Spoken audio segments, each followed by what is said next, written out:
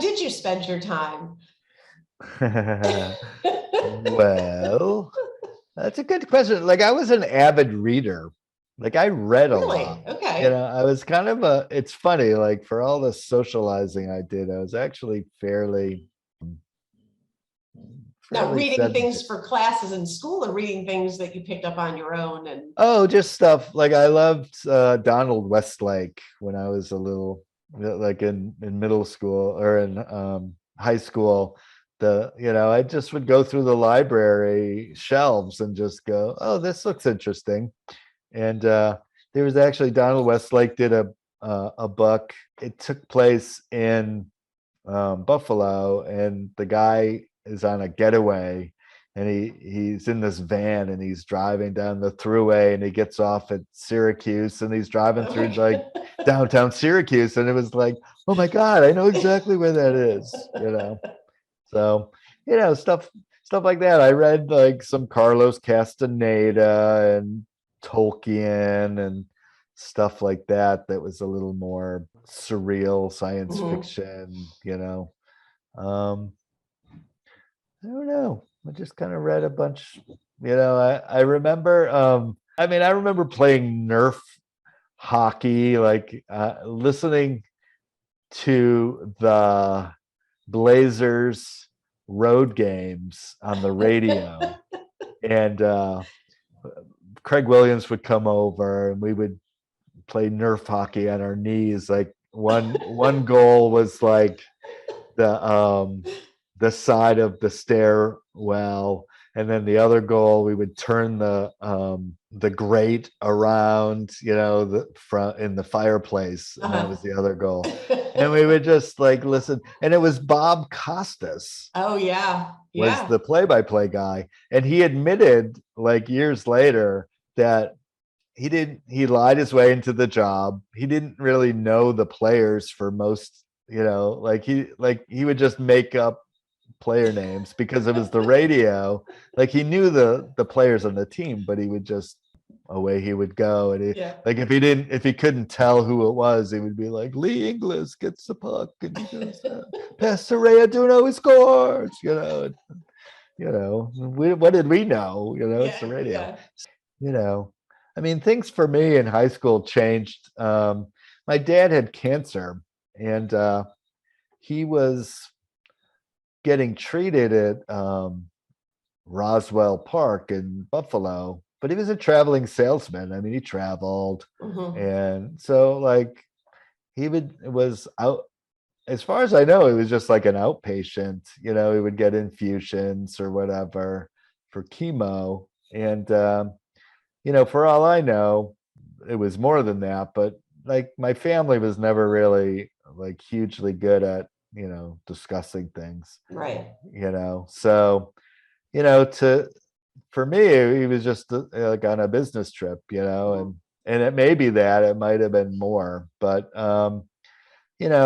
so there was a couple of years where it was pretty apparent that something was going on, Right. and then my um, in junior year in October, he passed, and that's kind of when my world just exploded. Like I was just sort of, my mom was just out of it. She started working at the Jewish home second shift. So she was Mhm. gone from like, I'd get home from school and she was gone until like 10:30, 11:30, something like that.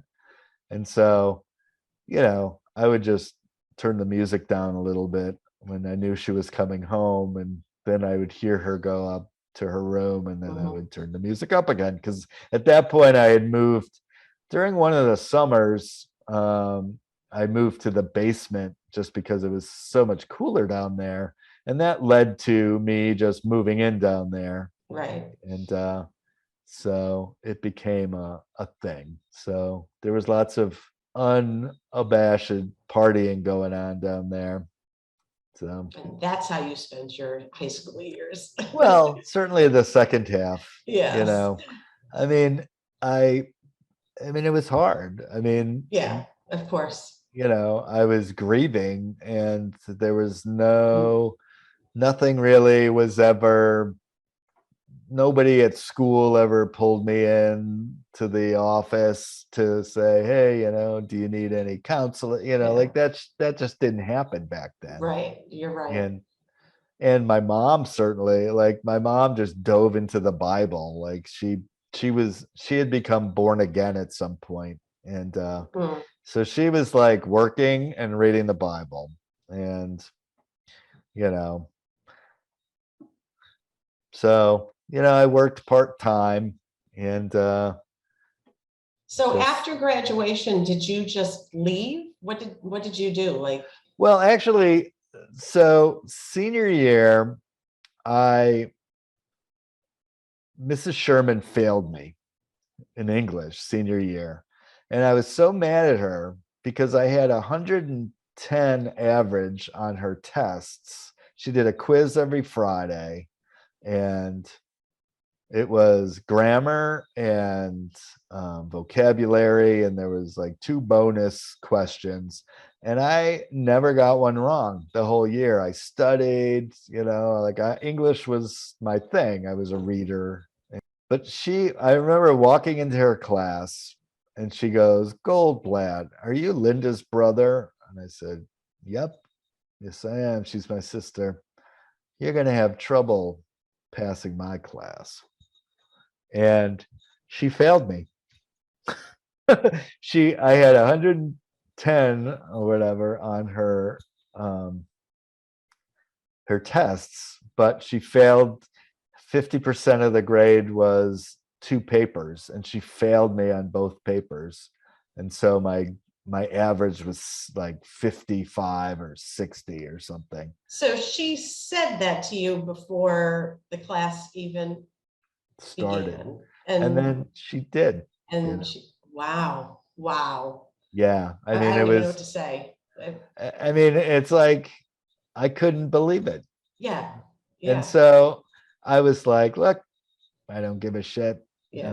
I'm not going to summer school, So I went back actually for another year, like, and took English and gym and something else. And then I worked noon to 5 at Captain Ahab's as a dishwasher. And so it was a great job Yeah. for that age. I mean, it smelled a little fishy after work, but other than that, it was like Monday through Friday. And then you finally passed English. I passed English. Well, so I ended up, because the other thing that happened was that, you know, I didn't really need to work because, my dad was a veteran. And so because of that, I got some kind of social security survivors benefits or some Right. crap until I was 18 or 21, I guess 21. So I got, a check every month. So I didn't really need to work. And so I didn't. And then I ended up getting a job at Gordon Super Duper after that, and worked there in the deli.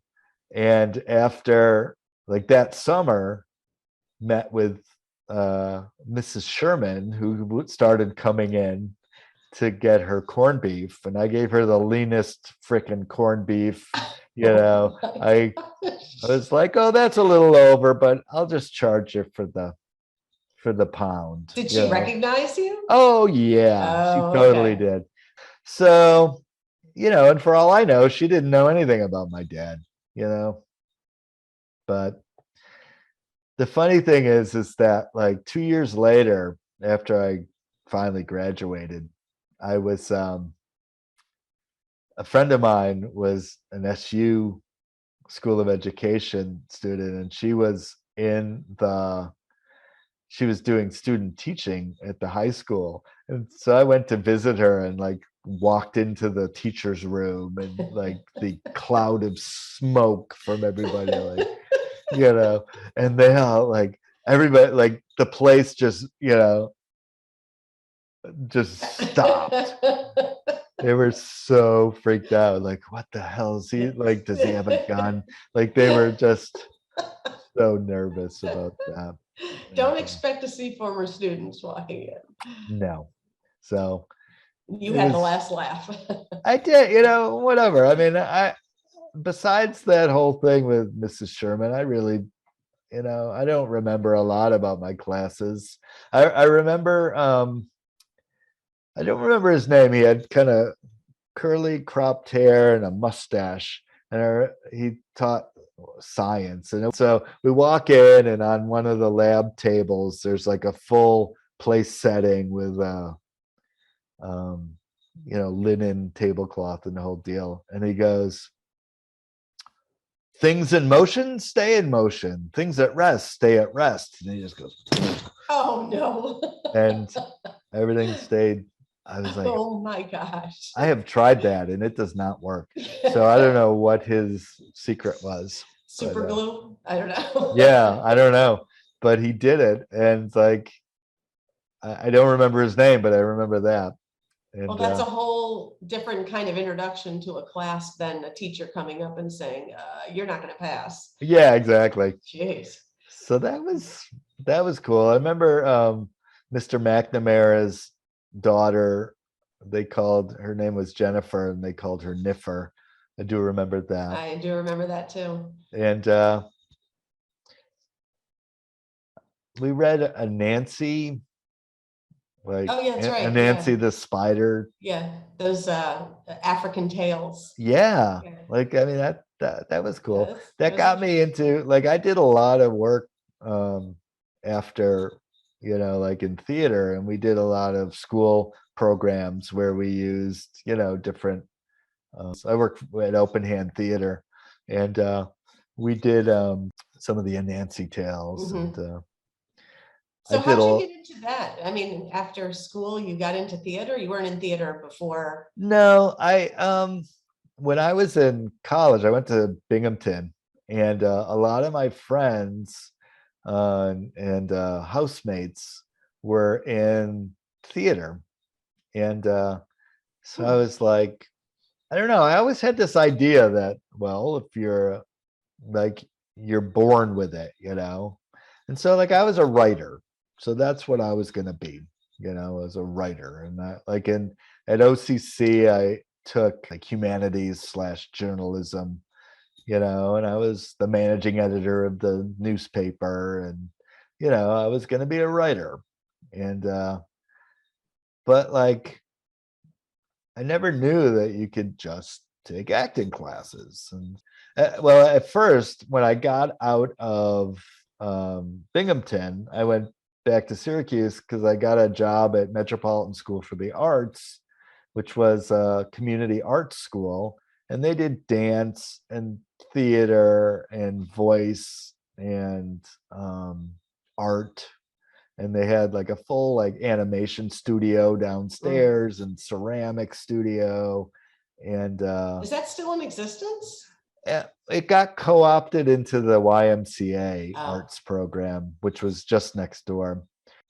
I mean, it was an old Masonic temple, but it was a cool building. I worked in this, it was an old coal furnace that's like the size of, like somebody, like a kitchen, I mean, it was huge. And they retrofitted it to be a gas furnace.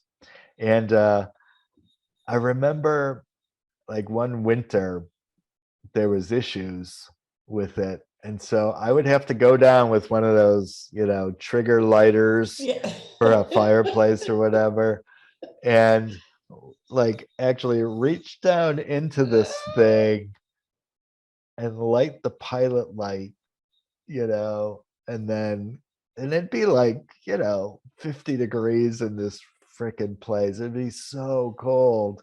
And I'm just hoping that I don't, like, I'm like, well, if something goes wrong, there's going to be no turning back. So at least, I'll go quickly.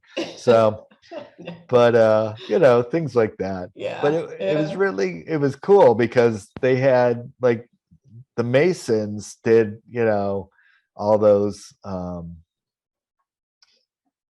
like parade things. So they had this parade room, they called it, and it was like 2 stories high, and it was huge. And it was just this tile floor, and it was probably like 100. I measured it once because I just wanted to know. I think we needed to, for whatever reason, but it was like 100 and I think it was 185 by like 65 feet. Like it was just a huge place. Mhm.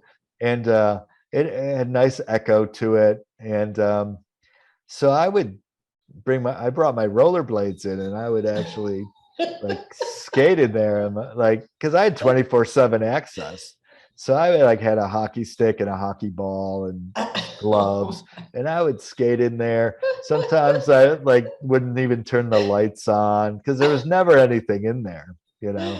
And I would just like skate and skate and skate.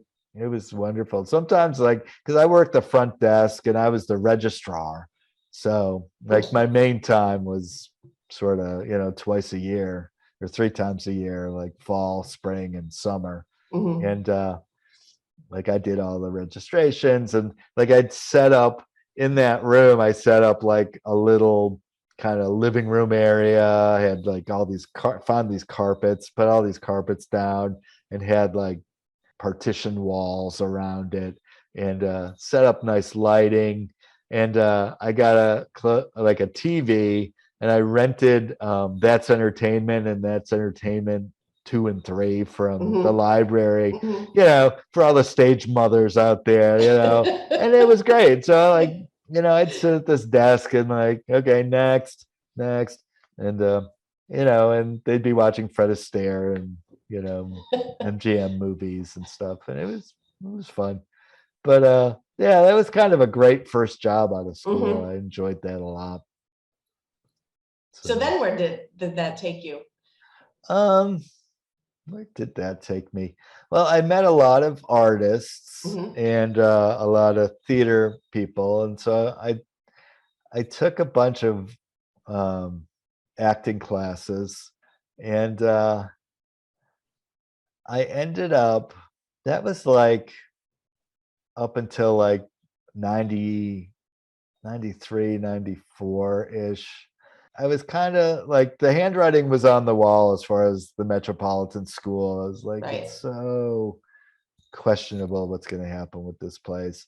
So I signed on as summer staff, and I went down. It was May through October, and I was like, at the end of this, I'll know what the next thing is. So the school, Metropolitan School, the building had a bunch of different tenants in it, and one of them was Empire State Crafts Alliance, which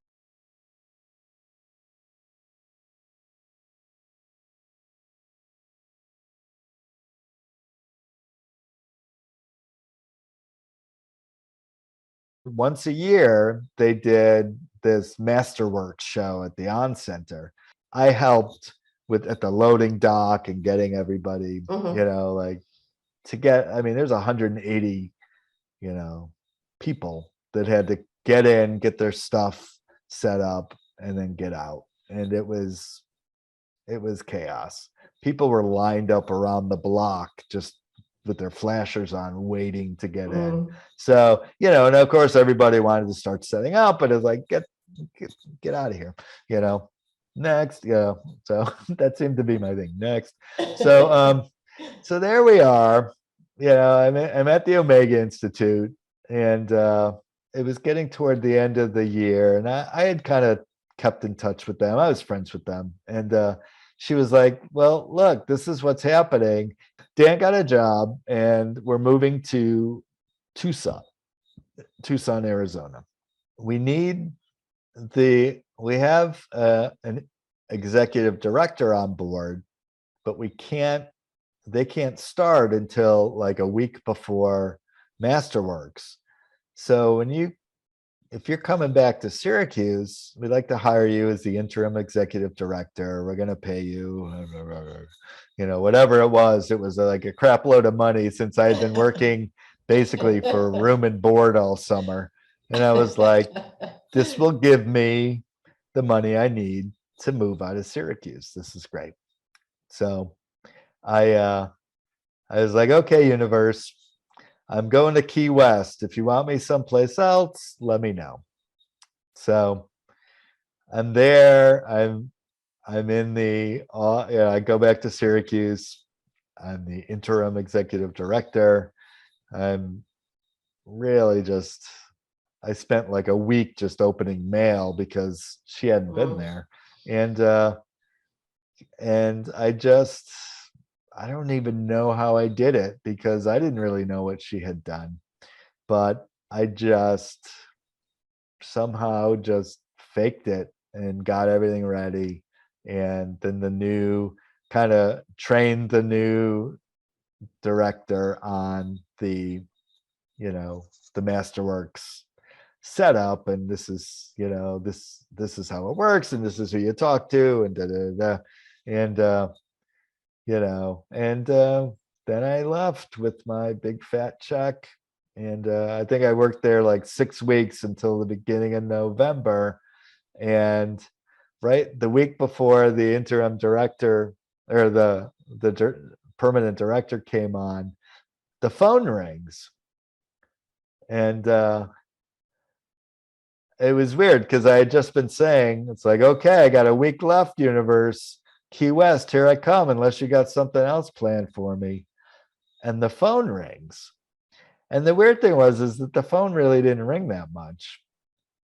And I was like, something went off in my head. And I pick up the phone, and it's my friends from the Omega Institute who had moved out to Colorado. And she's like, look, I got a job for you as a manager of a bed and breakfast. If you want to come out, they just the owners just had a baby. They can't really manage it with the newborn. So if you want, job's yours. I'm like, okay, I'll be out. So a week later, my car dies, blew the engine because I had an oil leak. And so I'm like, okay, so I got money for the car and got a train ticket. I got one of those, unlimited stops for up to 30 days or something. And I basically I stopped at friends' houses along the way for a night or two and just took the train out to Colorado, sight unseen. And I just remember going through the Rocky Mountains on the train, and like it was like I was tripping, like seeing like Native American like heads like in the cliff faces, like I just could not, and I was not on drugs, like it was just completely mind blowing. Mhm. And I mean, the train goes places that the road doesn't. Like you're up places that are very remote. And so we get to Grand Junction, which is on the western slope, and my friends are there. It's like 5 o'clock, 5:30. The train pulls in. Um, we had dinner someplace in Grand Junction, and it's this little town, like Grand Junction. It's like a small. I mean, to me, it's a town. It's not a Mhm. city, but I think it is technically a city. Little did I know I was going to a much, much smaller place, like a town of like 600 people. And Wow. so, but by the time I get there, like the whole, it's like an hour from Grand Junction to Ridgeway, where the bed and breakfast was, is about, I think it's about 2 hour drive. Mm. So I didn't really see a lot because it was dark. And we pull up in front of this adobe lodge that has 12 rooms in it. The whole front face of it is just wall, like floor to roof window. And I mean, I was expecting like, Bob Newhart's little, Vermont bed and breakfast, like to me, that's what a bed and breakfast was, like a little colonial house, or something. And I was just like, what is this? And then I woke up in the morning and it was like just like it was in a valley, but it was just like in the distance mountains. And I was like, unbelievable. Between that and the altitude, like it just took my breath away, Mhm. like